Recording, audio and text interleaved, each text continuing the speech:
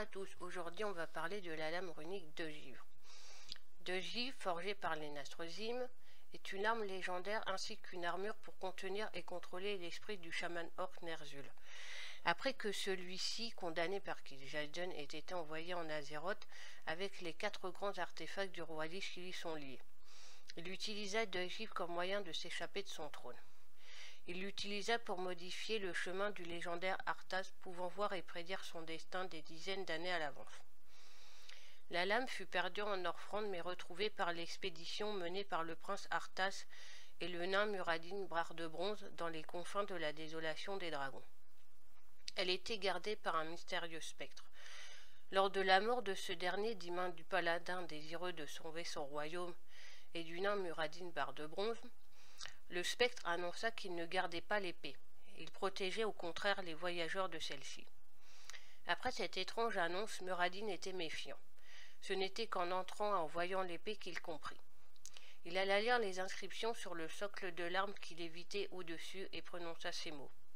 Comme la lame tranche la chair, le pouvoir balafre l'esprit.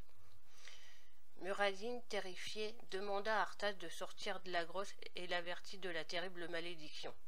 Il tenta de le raisonner en lui disant que ses hommes souffraient, que le Northrend était sa perdition. Mais le prince fut sourd au supplice du nain et alla abandonner la justice de la lumière, son saint marteau pour saisir l'arme. La prison de glace de l'arme céda, un de ses bouts percutant le crâne de Muradin avec violence, ce qui le laissa dans un état d'inconscience sans pour autant le tuer. Arthas, le croyant mort cependant, récupéra l'arme et partit, laissant Muradin dans le Grand Nord. La lame prouva sa force. Arthas tua les morts avec une facilité déconcertante. La lame étant runique, elle semblait ne rien peser et recéler d'énormes pouvoirs. Il commença à entendre les murmures du roi Lich. Lorsqu'il tua le Mal'Ganis, le Nasrozim, un malaise venant de l'épée le prit. Il partit et devint fou à force d'entendre les murmures.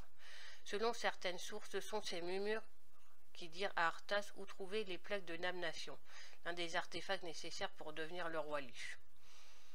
La première âme dévorée par d'ogive fut celle du père d'Arthas, Terenas Menethil II.